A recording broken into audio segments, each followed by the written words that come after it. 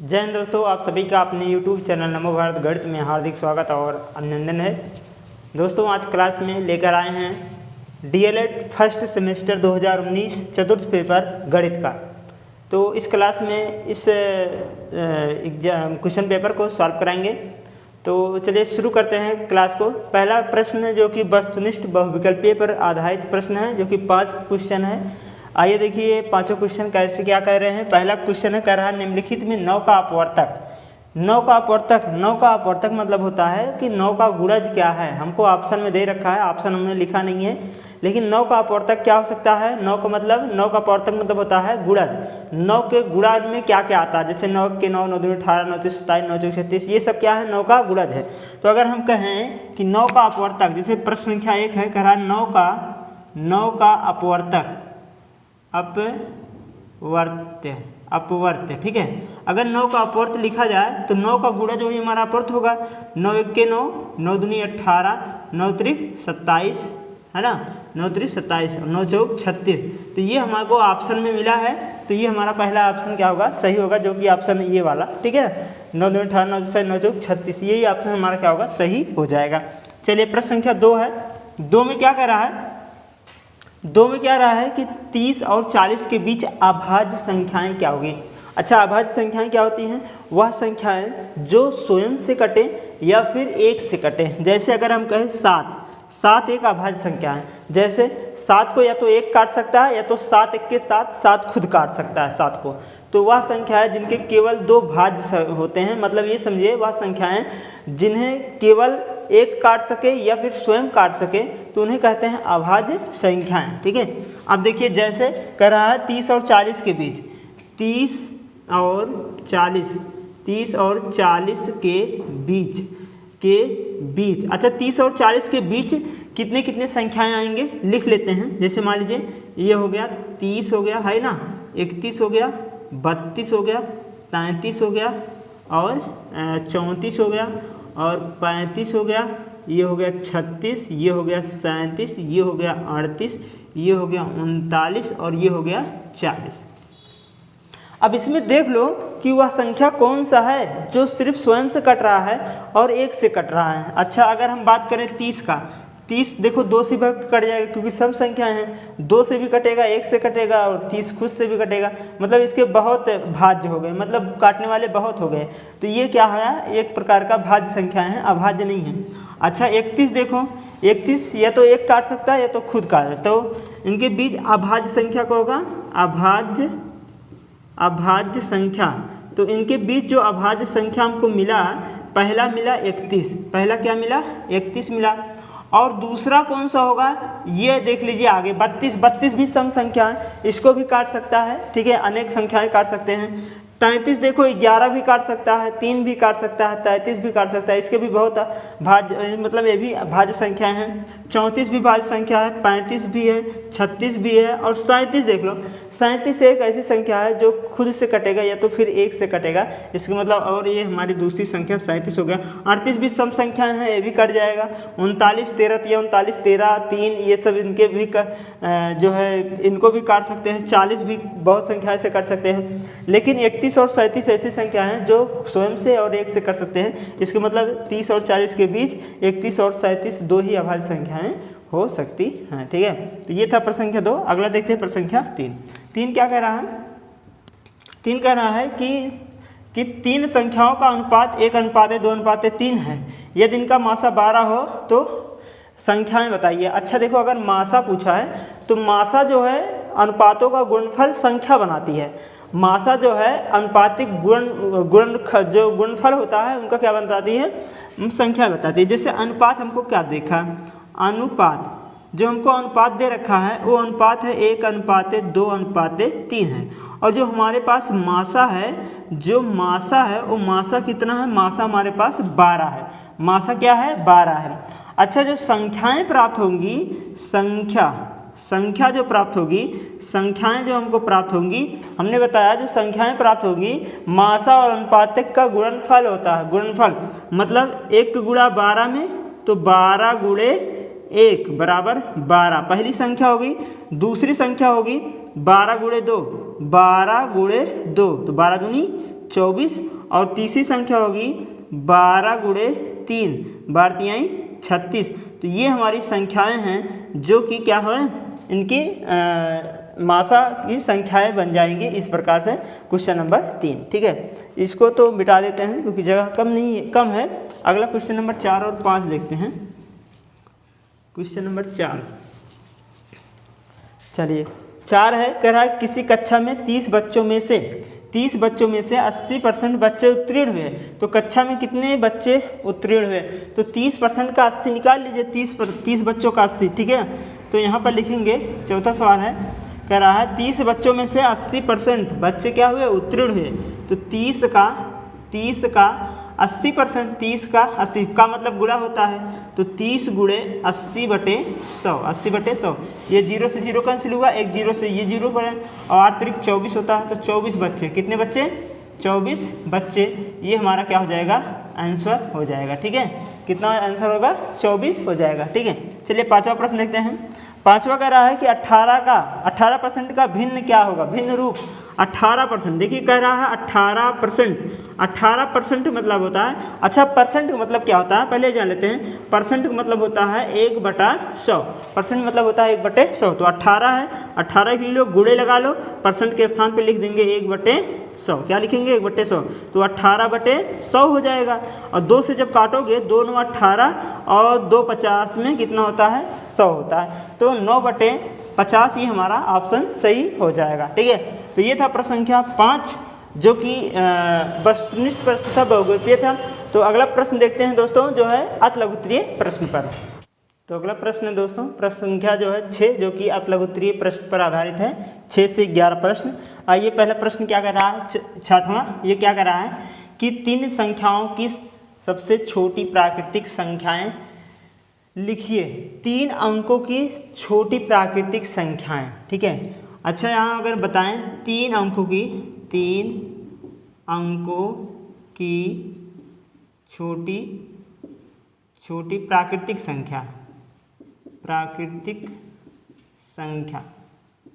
अगर 3 अंकों की प्राकृतिक, देखिए यहाँ पर छोटी संख्या पूछा है, अगर 3 अंकों की प्राकृतिक संख्या लिखा जाए, छोटी संख्या, तो ये होगा कितना, 100 होगा, कितना होगा, 100 होगा। ठीक है, अगर यही बड़ी संख्या पूछा होता है, ठीक है ना, अगर यहीं पर क्या पूछा होता है, बड़ी संख्या, तो 9 9 9 3 बार लिखते हैं। ठीक है, ये हो जाएगा। अच्छा 7वां प्रश्न है, 7वां कह रहा है कि 35 सेंटीमीटर व्यास वाले वृत्त का परिमाप बताइए। परिमाप, व्यास हमको दे रखा है, ठीक है, वृत्त का व्यास, जो वृत्त का व्यास है वो हमको दिया है 35 सेंटीमीटर। तो वृत्त की त्रिज्या क्या बनेगी, त्रिज्या हमने बताया है त्रिज्या व्यास का आधा होता है, तो 35/2 हो जाएगा, कितना होगा, 35/2 सेंटीमीटर। ये हो गया त्रिज्या। पूछ रहा परिमाप बताओ, तो वृत्त का परिमाप क्या होगा, वृत्त का परिमाप बराबर होता है 2πr।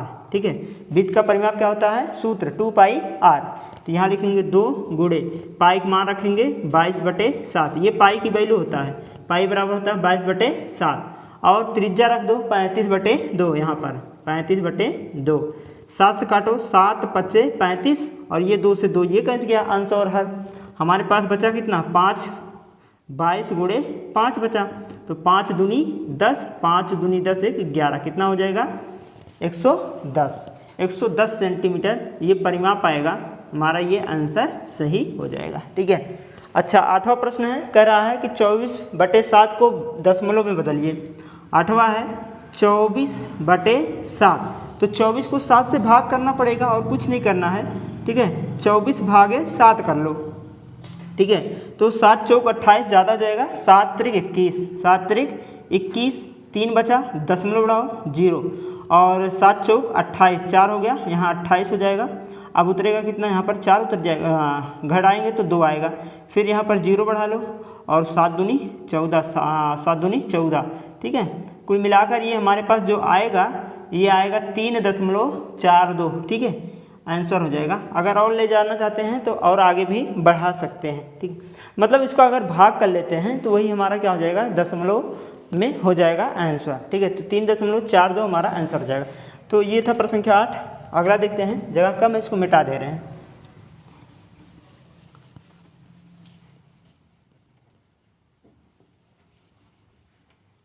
चलिए अगला प्रश्न है प्रश्न संख्या 9 कह रहा है किसी तल पर स्थित एक रेखा में कितनी बिंदु हो सकते हैं।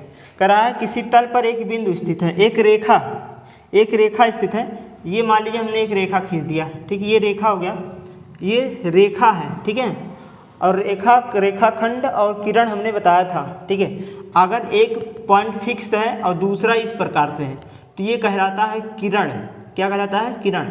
अगर दोनों पॉइंट फिक्स हैं इस प्रकार से, जैसे ए हो गया, ये बी हो गया, तो ये कहलाता है रेखाखंड कहलाता है। और इस प्रकार से अगर चले तो ये कहलाता है रेखा। क्या कहलाता है? रेखा कहलाता है। अब कह रहा है कि रेखा में कितने बिंदु हो सकते हैं। अच्छा बताओ, इस रेखा में बहुत बिंदु हो सकते हैं, चाहे जितना बिंदु रख दें, असंख्य बिंदु रख सकते हैं। इसका मतलब अनंत हैं। कितने हैं? बहुत हैं, ठीक है। तो कितना होगा? अनंत है। कितने हैं? अनंत बिंदु हैं। मतलब अनंत मतलब असंख्य, चाहे अनंत कहिए चाहे असंख्य कहिए, एक ही बात है। तो अनंत बिंदु है मतलब असंख्य बिंदु है, ठीक है। चलिए 10वां देख लेते हैं। 10वां है, कह रहा है कि कौन सा अनुपात बड़ा है। कौन सा अनुपात बड़ा है? कह रहा है कि 2:3 और 2:3 और 5:8, 5:8, इन दोनों में से बताना है कौन सबसे बड़ी है, ठीक है। अच्छा, इसको बटे में हम कर लेते हैं, तो इसको अगर बटे में करें तो 2/3 होगा, और इसको अगर बटे में करें तो ये हो जाएगा 5/8, ठीक है। होगा कि नहीं? और लिख देते हैं, ये हो जाएगा। अब यहाँ से देखो, हर को बराबर कर लो और कुछ नहीं करना है। 3 में कितने से गुणा कर दें और 8 में कितने से गुणा कर दें कि दोनों का हर बराबर हो जाएगा। तो एक काम करते हैं, इसमें 8 से गुणा कर देते हैं तो अंश में भी 8 से गुणा करना पड़ेगा। इसमें 3 से गुणा कर देते हैं तो अंश में भी 3 से गुणा करना पड़ेगा। तो 8 दूनी 16 और 8 त्रिक 24, ठीक है, ये हो जाएगा। और यहाँ क्या बनेगा? 5 3 15 और 8 त्रिक 24। देखो हर दोनों का क्या हो गया? बराबर हो गया। हर को बराबर करना है। अब अंश में सबसे बड़ी संख्या कौन है? 16 है। 16 बड़ी संख्या, इसलिए ये अनुपात बड़ा होगा। तो बड़ा अनुपात कौन मिला? बड़ा अनुपात कितना है? 2:3। ये हमारा क्या हो जाएगा? आंसर हो जाएगा। मतलब जो बड़ा होता है वही क्या होता है? जिसका अंश बड़ा वही बड़ा होगा, लेकिन हर सेम होना चाहिए। तो पहले हमने हर को बराबर रखा, ऊपर नीचे गुणा करके अंश और हर में, ठीक है, इस प्रकार से। तो ये था प्रश्न संख्या 10। चलिए अगला प्रश्न देखते हैं, इसको मिटा देते हैं, ठीक है। 11वां है, कह रहा है कि एक दुकानदार के पास 60 कपें थे, ठीक है। कुल कप कितने थे? कुल कप कितने थे? 60 थे। कह रहा है कि 40 कप बिक गया, तो बिका कितना? बिका कप, कितना कप बिका है? 40 कप। कह रहा है कितने % कप बचे हैं, ये हमको बताना है, ठीक है। तो बचे कप का %, ठीक है, ऐसे लिख देते हैं, बचे कप का प्रतिशत कैसे निकलेगा? कुल मतलब कितने कप बिके हैं, बिके कप और बटे कुल कप और गुणे क्या करेंगे? 100 करेंगे, ठीक है। जैसे लाभ और हानि में करते हैं ऐसे यहाँ भी। तो कुल कप कितने बिके हुए कप कितने हैं? 40, तो 40 रखो। कुल कप कितने हैं? 60 रखो, गुणे 100 कर दो, ठीक है। ये देखो 0 से 0 कैंसिल हो गया, ठीक है। और काटो, अगर कटता है तो काट भी सकते हैं। 2 से काटो, 2 से काटेंगे 2 3 6 और 2 से काटेंगे 2 5 10, ठीक है। अब यहाँ पर कितना बचा? तो अब ये हो जाएगा हमारे पास, 5 से गुणा करा दो तो 40 गुणे 5/3 बराबर 5 चौक 20, कितना हो जाएगा? 200 बटे कितना? 3, ठीक है। कितना हो जाएगा? 200/3, 5 चौक 20 ही हुआ, हाँ सही है, ठीक। मतलब कुल कप कितने हैं? कुल कप कितने बिके हैं? 40, किसमें से? 60 में से, गुणे कितना? 100 हो जाएगा। तो 40/60 गुणे 100, इस प्रकार हो जाएगा। तो 0 से 0 एक कैंसिल हो गया, 2 तिहाई 6 होता है और 2 पंचे 10 होगा, 5 चौक 20, 200/3। अब इसको अगर काटना चाहते हैं तो और भी काट भी सकते हैं, नहीं कटेगा तो रहने दीजिए। देखिए इसका परसेंटेज बना लो, 200/3 कर लो, तो 3 छक 18 होता है, 2 बचेगा, 3 छक 18 होता है ना, यही तो होगा। तो यहाँ कितना बचेगा? 2 होगा, ठीक है। तो हमारे पास जो आएगा तो आ जाएगा 66 सही 2/3%, ठीक है। ये हमारा क्या आ जाएगा? आंसर हो जाएगा। क्लियर? क्योंकि इसका अगर सॉल्व करेंगे तो 3 छक 18, 3 छक 18, ठीक है, तो 200 हो जाएगा, 200/3%, ये हमारा सही आंसर होगा। तो ये था प्रश्न संख्या 11 जो कि अति लघुत्तरीय प्रश्न था। चलिए अब दोस्तों अगला प्रश्न देखते हैं जो कि लघुत्तरीय प्रश्न का है, क्वेश्चन नंबर 12 से। तो अगला प्रश्न है दोस्तों लघुत्तरीय प्रश्न जो कि क्वेश्चन नंबर 12 से 18 तक है। तो आइए देखिए क्वेश्चन नंबर 12 क्या कह रहा है। कह रहा है कि 18, देखिए यहाँ क्वेश्चन नंबर 12 सरल करना है, ठीक है।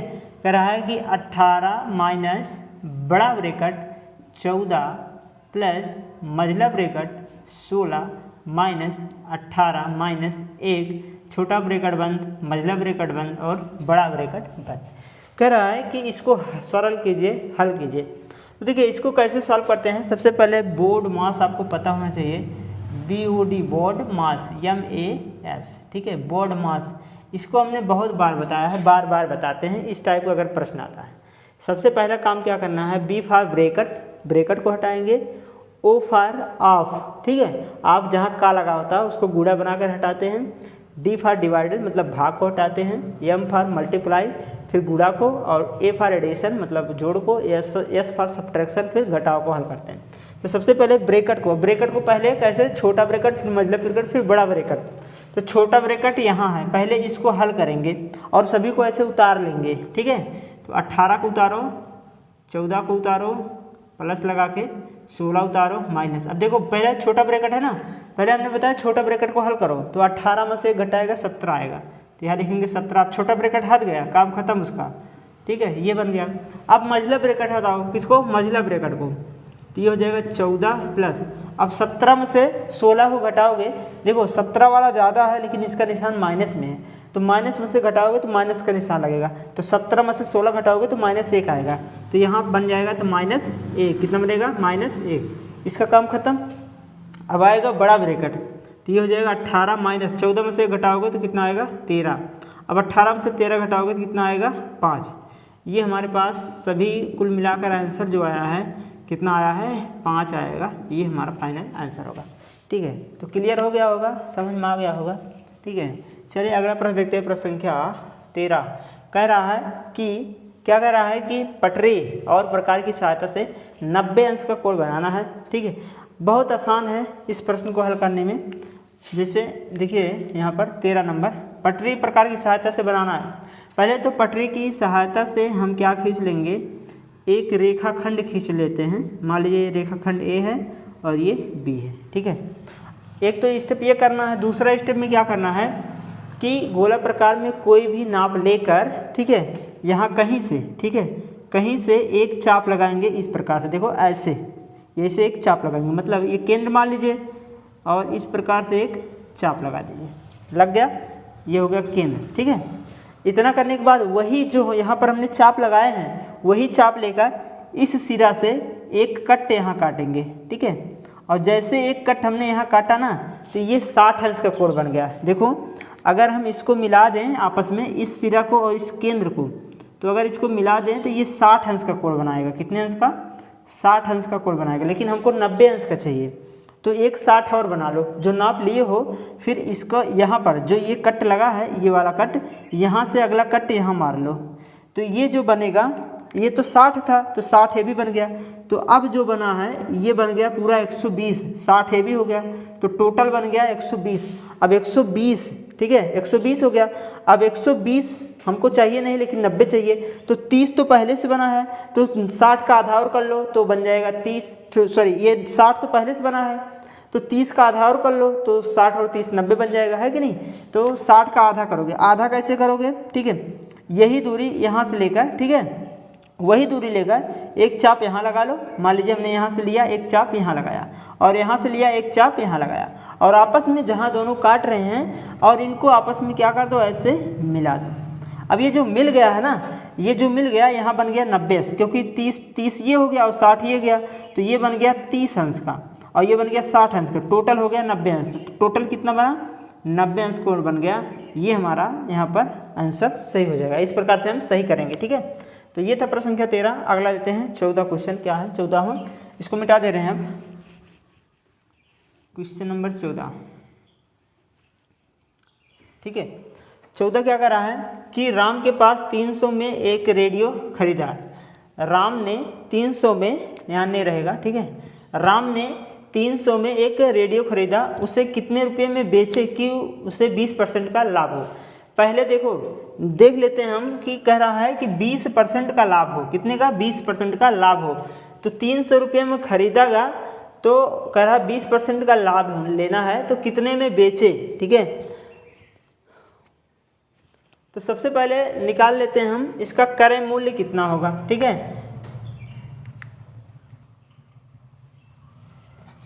तो क्रय मूल्य हमारे पास दे रखा है 14, देखेंगे यहाँ 14 क्रय मूल्य मतलब 300 में खरीदा है, खरीदे मतलब क्रय मूल्य जो है वो 300 है, ठीक है ना। कह रहा है कितने में बेचे, लाभ कितने को हो, 20% का लाभ हो। तो परसेंटेज लाभ, प्रतिशत लाभ जो हमारे साथ प्रतिशत लाभ है वो पता है कितना है, 20% है, ठीक है। अब कितने में बेचे ये हमको नहीं पता, ठीक है।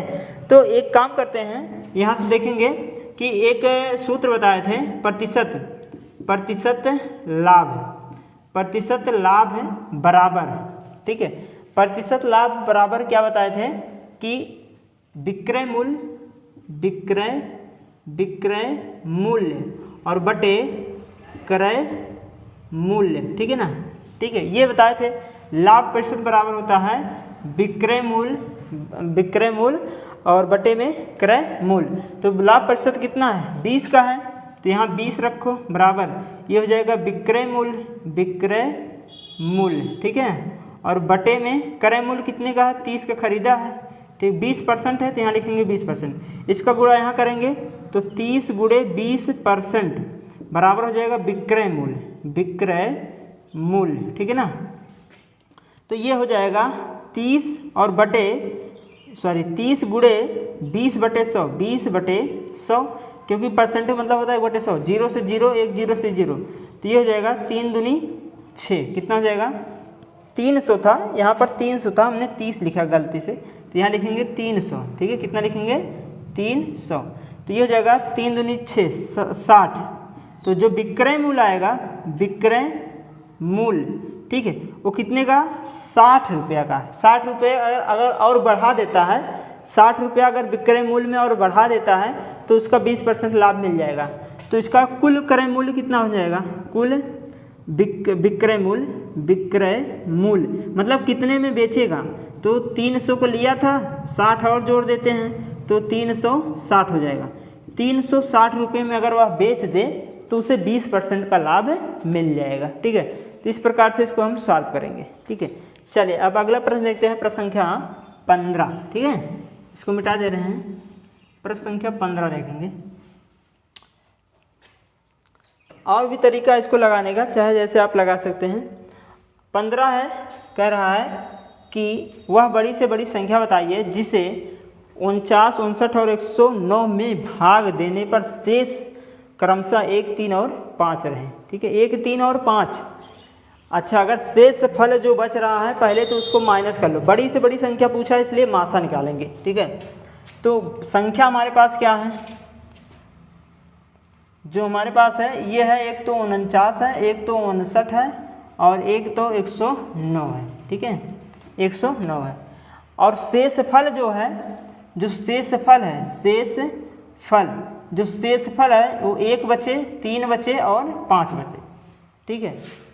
कह रहा है कि वह बड़ी से बड़ी संख्या बताइए जिससे इतने इतने से भाग देने पर शेष फल 1, 3 और 5 बचे। तो पहले तो हम शेष फल को घटाएंगे, ठीक है, क्योंकि शेष फल हटाना है। इसमें देखिए 49 में भाग करें शेष फल 1 बच रहा है, 59 में भाग करें तो 3 बच रहा है और 109 में भाग करें तो 5 बच रहा है, ठीक है। तो हमारे पास जो संख्या होगा पहले वो निकालेंगे, ठीक है। 49 में से 1 को घटाएंगे तो यहाँ पर जो टोटल हमारे पास संख्या आएगा 49 माइनस 1, तो एक तो ये हो जाएगा, और 59 माइनस 3 एक तो ये हो जाएगा, और 109 माइनस 5 एक तो ये हो जाएगा, ठीक है, क्योंकि शेष फल को घटाना पड़ेगा। अब देखो इसको घटाओगे तो 48 आएगा, इसको घटाओगे तो आएगा कितना आ जाएगा, 56, और इसको घटाओगे तो आ जाएगा 104। अब इसी का निकालेंगे मासा। क्या निकालेंगे? मासा। भाग विधि से मासा निकाल लेते हैं क्योंकि गुण आसान होगा। इसमें सबसे छोटी संख्या 48 है, फिर उससे बड़ी है, फिर उससे बड़ी है। तो 2 को पहले भाग कराओ 48 को 56 में। 48 को भाग कराएंगे 56 में। देखो भाग विधि से कैसे मासा निकालते हैं। 48 का भाग करेंगे 56 में, एक बार जाएगा तो यहाँ लिखेंगे 48, घटाएंगे तो 16 8 आएगा। ठीक है, अब इसी को भाग करेंगे 48 में। ठीक है, जो हमारे पास घटाने पर 8 आया है। ठीक है, तो अब 48 को भाग करेंगे, ठीक है, 8 से, तो 8 6 48, कितना आया? 8 आया। तो इसको कौन काटा? 8 का आया। तो इन दोनों का जो मासा आया है वो तो 8 आया। अब 8 का भाग करेंगे 104 में। कितने में? 104 में। ठीक है, तो आइए 8 का भाग कर लेते हैं 104 में। ठीक है, अब कितना बार जाएगा? देखिए यहाँ से एक बार अगर ले जाएं तो 8 हो जाएगा, यहाँ 2 आ जाएगा 4, और यहाँ से अगर और भाग करें तो 8 त्रिक 24, 8 त्रिक 24। ठीक है, तो कुल मिलाकर जो मासा आया है वो 8 ही आएगा। ठीक है ना, 8 1 8, 8 2 24, 8 त्रिक 24। ठीक है, जो मासा आया है, मासा कितना आया है? 8 आया है। तो जो मासा 8 आया है वही संख्या है। अगर हम 48 में भाग करें तो शेषफल 1 बचेगा। देखो 8 से भाग करो 48 में। ठीक है, 8 6 48। ठीक है, अगर 49 में भाग करें तो 8 6 48, 49 है, एक शेषफल बच रहा है। अगर 59 में भाग करें तो 8 6 48। ठीक है, 8 7 56, 56 3 59 होता है, मतलब 3 शेषफल बच रहा है। ऐसे 109 में भी भाग करेंगे तो 5 शेषफल बचेगा। इस प्रकार से हमारा जो आंसर होगा वह संख्या कौन सी होगी? वह संख्या जो होगा वो कितना होगा? 8 होगा। ठीक है, ये हमारा आंसर हो जाएगा। चलिए अगला प्रश्न देखते हैं, प्रश्न संख्या 16 क्या कह रहा है?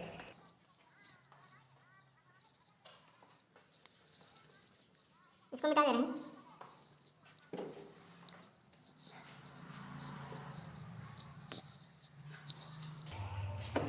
16 है, यहाँ से 16 नंबर कह रहा है कि 5a² प्लस 4a माइनस 2 का मान ज्ञात कीजिए यदि a बराबर -2 हो। तो a बराबर -2 रखने पर हम a बराबर कितना रखेंगे? -2 रखेंगे। तो 5a² प्लस 4a माइनस 2 में रखना है क्या? a बराबर -2। तो यहाँ पर a है, a के स्थान पे -2 रखेंगे। तो 5 पहले लिखेंगे,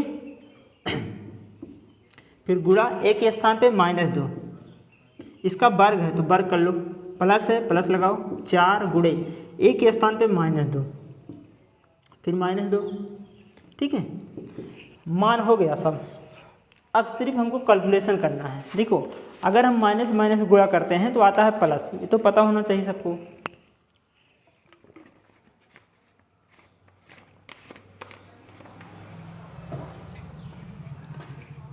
तो ये जगह 5 गुणे -2 गुणे -2 करोगे तो 4 होगा, प्लस में 4 होगा। अब यहाँ देखो, यहाँ माइनस है यहाँ प्लस है, तो माइनस और प्लस गुणा माइनस होता है, तो 4 दूनी 8 और -2 पहले से है, 5 चौक 20 हो जाएगा। ये देखो माइनस माइनस है, सेम चिन्ह हमेशा जुड़ जाते हैं। तो 8 और -2 कितना हो जाएगा? -10। 20 में से 10 घटाओगे 10 आएगा। इसका जो आंसर आएगा 10 आएगा। ठीक है, यहाँ देखो हमारे पास प्रश्न था 5x² plus 4x 5a² plus 4a minus 2 बराबर 0। ठीक है, ये था। यहाँ पर a बराबर -2 रखना है। ठीक है, यहाँ रखेंगे, फिर हमने मान रख दिया, फिर सॉल्व करना है। 2 का वर्ग 4 होता है, यहाँ रखे हैं तो 4 दूनी 8 हो जाएगा, ये 2 हो जाएगा। 2 8 2 10 दोनों जुड़ जाएंगे क्योंकि सेम चिन्ह है। 5 चौक 20, 20 में से 10 घटाएंगे तो 10 आंसर आ जाएगा। अब अगला प्रश्न देखते हैं, प्रश्न संख्या 17 क्या कह रहा है? कह रहा है नीचे दिए गए चित्र में देखकर निम्न प्रश्नों के उत्तर दीजिए। प्रश्न यहाँ पर है, पहला कह रहा है 3 त्रिज्या का नाम बताओ, 3 जीवा का नाम बताओ और वृत्त के व्यास का नाम बताओ और केंद्र क्या है ये बताना है।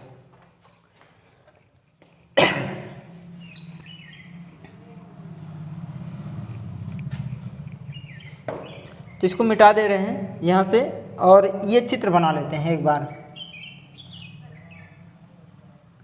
चलो एक चित्र हमने बना लिया है, इसका नाम C है, इसका नाम A है और इसका नाम O है और यहाँ पर सॉरी ये यहाँ, ठीक है अब सही है, यहाँ है B। अब देखो कह रहा है पहले 3 त्रिज्या के नाम। पहला है यहाँ पर, पहला पूछ रहा है पहले में 3 त्रिज्या, 3 त्रिज्या यहाँ पूछा 3 त्रिज्या के नाम बताओ। अब पहले समझो त्रिज्या किसे कहते हैं। त्रिज्या क्या कहते हैं, जो परिधि है केंद्र से परिधि तक की दूरी त्रिज्या कहलाती है। अब देखो ये चारों किनारा हमारा परिधि है और ये है केंद्र। अब केंद्र से जब परिधि को मिलाओगे तो त्रिज्या बनेगा। तो कितनी त्रिज्याएं हैं, एक देखो, एक तो ये बन गया जिसका नाम है, और एक तो ये बन गया जिसका नाम है OA। एक तो OA हो गया, एक तो OC हो गया और एक तो ये भी तो है कि यहाँ परिधि है यहाँ तक गया है, इसका नाम है OB। ठीक है, तो ये 3 त्रिज्याएं हैं। दूसरे में पूछा है 3 जीवा का नाम बताओ। 3 जीवा, 3 जीवा कौन सा होगा। अब देखा जीवा किसे कहते हैं, परिधि से परिधि तक की दूरी जीवा कहलाती है। मतलब परिधि से परिधि तक की दूरी, परिधि पर एक बिंदु, 2 बिंदु लीजिए आपस में मिला दीजिए, ये जीवा कहलाएगी। जैसे देखो एक बिंदु यहाँ था, एक बिंदु यहाँ था, तो बताओ ये क्या बना, परिधि जीवा बना। एक बिंदु यहाँ था, एक बिंदु यहाँ था, ये भी जीवा बना। एक बिंदु यहाँ था, एक बिंदु यहाँ था, ये भी जीवा बना ना। तो पहले तो AB एक जीवा हो गया, दूसरा BC हो गया और तीसरा AC हो गया। ठीक है जी, क्लियर। अब तीसरा पूछा है वृत्त के व्यास का नाम बताओ।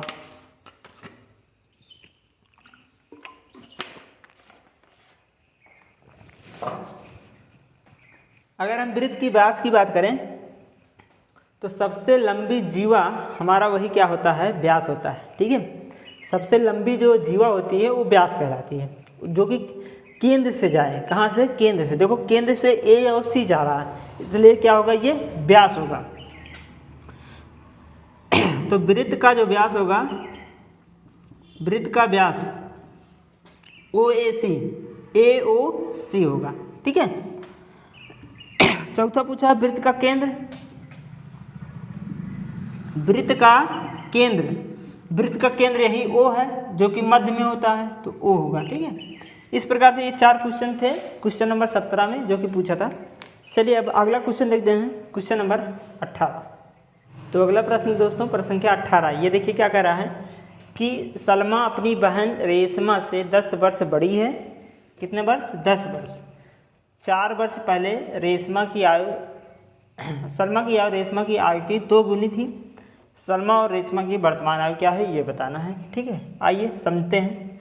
सबसे पहले यहाँ देखेंगे हमको क्या याद करना है। कह रहा है रेशमा की वर्तमान आयु बताओ, तो हम मान लेते हैं रेशमा की जो वर्तमान आयु है, माना रेशमा की वर्तमान आयु, जो रेशमा की वर्तमान आयु है मान लेते हैं ये है x वर्ष। हमने मान के चलते हैं कि रेशमा की जो वर्तमान आयु है ये x वर्ष है। अब बताओ प्रश्न के अनुसार बात करो। कह रहा है कि उसकी बहन रेशमा से, ठीक है, उसकी बहन जो सलमा है, सलमा जो है अपनी बहन रेशमा से 10 वर्ष बड़ी है। तो अगर रेशमा की आयु x वर्ष है तो सलमा 10 वर्ष बड़ी है रेशमा से, तो सलमा की हो जाएगी x + 10। ठीक है, तो तब सलमा की आयु, जो सलमा की आयु होगी वो कितनी हो जाएगी, x + 10 वर्ष। प्रश्न के अनुसार बात कर रहे हैं। प्रश्न में कह रहा है कि सलमा अपनी बहन रेशमा से 10 वर्ष बड़ी है। तो अगर रेशमा की आयु x वर्ष मान लिए हो, तो जो सलमा है, अगर रेशमा की आयु x वर्ष मान लिए हो, तो जो सलमा है वो रेशमा से 10 वर्ष बड़ी है, तो सलमा वाले में 10 वर्ष ऐड कर लो, इस प्रकार से हो जाएगा। अब कह रहा है कि 4 वर्ष पहले सलमा की आयु रेशमा की आयु की 2 गुनी थी। ठीक है, ये कह रहा है। अच्छा, प्रश्न के अनुसार अगर बात करें, प्रश्नानुसार अगर हम बात करें, जैसे मान लीजिए एक तो रेशमा है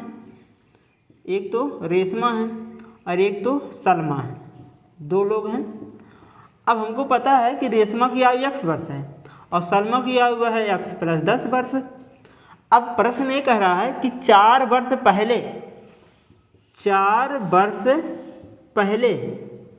पहले का मतलब ये है कि 4 वर्ष घटा दो, 4 वर्ष पूर्व की बात हो रही, ये वर्तमान की आयु है, ये वर्तमान में हो रहा है, लेकिन 4 वर्ष पहले की बात कर रहा है। तो 4 वर्ष यहाँ से माइनस करो, 4 वर्ष यहाँ से माइनस करो, ठीक है। अब कह रहा है कि 4 वर्ष पहले सलमा की आयु रेशमा की आयु के 2 गुनी थी। जो सलमा की आयु थी रेशमा की आयु की 2 गुनी थी। की किसके साथ लगा, उसी के साथ 2 गुना कर दो। रेशमा की आयु 2 गुनी थी, तो रेशमा के साथ की लगा है, तो हमेशा उसी के साथ हम क्या करेंगे, 2 से गुणा करेंगे, क्योंकि रेशमा की आयु 2 गुना है किससे, सलमा से। अब दोनों आपस में बराबर हो जाएंगे, तो इसका गुणा जब इसमें करोगे तो 2x होगा, और 2 का गुणा 4 में करोगे तो 8 होगा, और इसको घटाओगे तो x प्लस 6 होगा। अब x की वैल्यू निकालो, पक्षांतर करके इधर लाओ, तो 2x माइनस का x हो जाएगा बराबर 6 और प्लस का 8 हो जाएगा। 8 उधर गया प्लस हुआ, x इधर आया माइनस हुआ, तो x बराबर कितना आ जाएगा, दोनों को जोड़ लो, 2x में से x घटाओगे x आएगा, ये हो जाएगा 14। तो x किसको माने थे हम, रेशमा की वर्तमान आयु, तो यहाँ लिखेंगे रेशमा की वर्तमान आयु। जो रेशमा की वर्तमान आयु आया है वो कितना आया है, 14 वर्ष आया है, क्योंकि रेशमा को हमने x माना था, x मान 14 आया है। और सलमा की आयु कितना हो जाएगा, सलमा की आयु, जो सलमा की आयु है x प्लस 10 है, x प्लस 10 वर्ष, तो x में 14 जोड़ो, 14 प्लस 10 हो जाएगा, तो हो जाएगा 24 वर्ष। कितना, 24 वर्ष। यही तो हमारा दोनों आंसर हो जाएगा, ठीक है। तो दोस्तों हम आशा करेंगे तो आप सबको ये क्वेश्चन बढ़िया से समझ में आ गया होगा। तो आज की क्लास बस यहीं तक। अगर ये क्लास आपको अच्छा लगा हो तो लाइक करें, सब्सक्राइब करें, शेयर करें, और कमेंट में ज़रूर बताएं आपको क्लास यह कैसा लगा। अगर किसी और वर्ष की प्रीवियस ईयर पेपर आप चाहते हैं तो कमेंट करके ज़रूर बता दें, हम इसको सॉल्व करा देंगे। तो जय हिंद दोस्तों, धन्यवाद।